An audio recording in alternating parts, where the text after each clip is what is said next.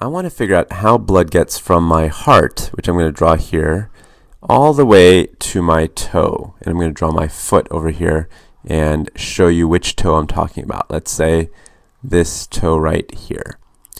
Now, to start the journey, it's going to have to go out of the left ventricle and into the largest artery of the body. This is going to be the aorta. And the aorta is very, very wide across, and that's why I say it's a large artery.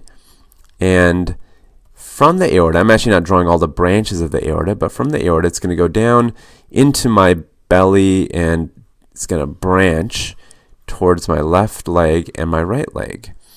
So let's say we follow just the left leg. So this artery over here on the top, it's going to get a little bit smaller, and maybe I would call this a medium-sized artery by this point.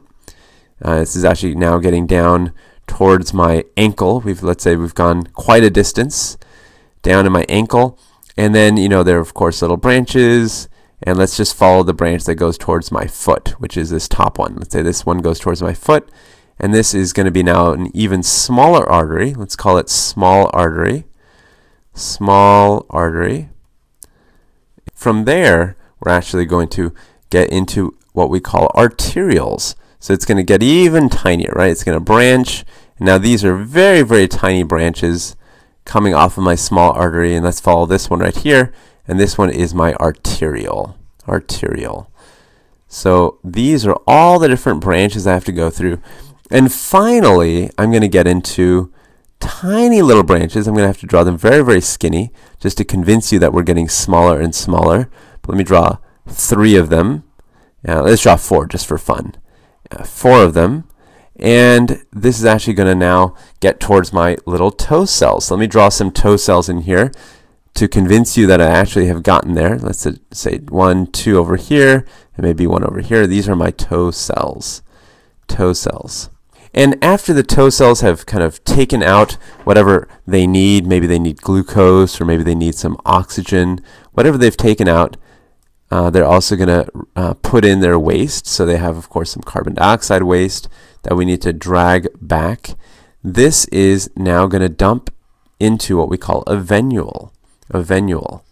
And this venule is going to basically then feed into many, many other venules. Maybe there's a venule down here coming in, and maybe a venule up here coming in, maybe from the second toe. And it's going to basically all kind of gather together and get into a giant, giant set of veins. Maybe veins are dumping in here now, maybe another vein dumping in here, and these veins are all going to dump into an enormous vein that we call the inferior vena cava. I'll write that right here, inferior vena cava. And this is the large vein that brings back all the blood from the bottom half of the body. There's also another one over here called the superior vena cava, and this is bringing back blood from the arms and head. So these 2 veins, the superior vena cava and the inferior vena cava, are dragging the blood back to the heart. And generally speaking, these are all considered, of course, veins. Let's back up now and start with the large and medium arteries. These guys together are sometimes referred to as elastic arteries. Elastic arteries. And the reason they're called elastic arteries, one of the good reasons why they're called that, is that they have a protein in the walls of the blood vessel called elastin. They have a lot of this elastin protein. And if you think about the word elastin or elastic, obviously very similar words, you might think of something like a rubber band or a balloon. And that's probably the easiest way to think about it. If you have a blood vessel, one of these large arteries, for example, and let's say blood is under a lot of pressure, right? Because the heart is squeezing out a lot of high pressure blood. This artery is literally going to balloon out, and if you actually looked at it from the outside, it would look like a little sausage, something like this, where it's puffed out. So what's happened there between the first and second picture is that the pressure energy, so the heart is squeezing out a lot of pressurized blood, and of course there's energy in that blood, right? That pressure energy has been converted over into elastic energy. It's actually converting energy. We don't really always think about it that way, but that's exactly what's happening. And when you convert from pressure energy to elastic energy, what you're really then doing is you're balancing out those high pressures. So you're balancing out high pressures.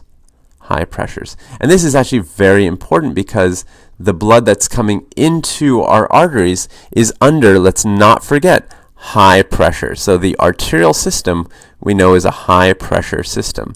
So this makes perfect sense that the first few arteries, those large arteries and even those medium-sized arteries, are going to be able to deal with the pressure really well.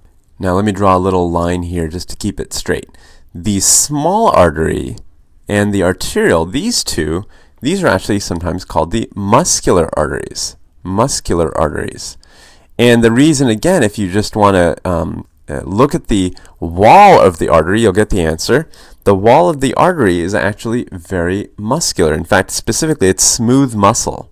So not the kind of muscle you have in your heart or in your bicep, but this is smooth muscle that's in the wall of the artery, and there's lots of it. So again, if you have a little blood vessel like this, if you imagine tons and tons of smooth muscle on the outside, so let's draw it like this, little bands of smooth muscle. If those bands decide that they want to contract down, if they want to squeeze down, you're going to get something that looks like a little straw because those muscles are now tight. They're tightly wound, right? So you're going to create like a little straw. And this process is called vasoconstriction. Vaso just means blood vessel, and constriction is kind of tightening down. So vasoconstriction, tightening down of the blood vessel.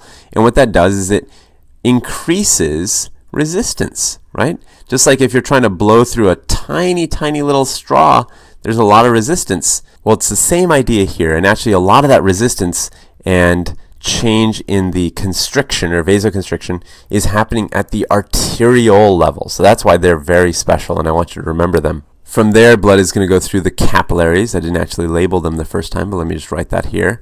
Sometimes they call them capillary beds. I'll write that out. And then it's going to go and get collected in the venules and eventually into the veins. And the important thing about the veins, I'm going to stop right here and just talk about very briefly, is that they have these little valves. And these valves make sure that the blood continues to flow in one direction. So one important thing here is the valves. And remember, the other important thing is that they are able to deal with large volumes. So unlike the arterial side, where it's all about large pressure, down here with the vein side, we have to think about large volumes. Remember, about 2/3 of your blood at any point in time is sitting in some vein or venule somewhere.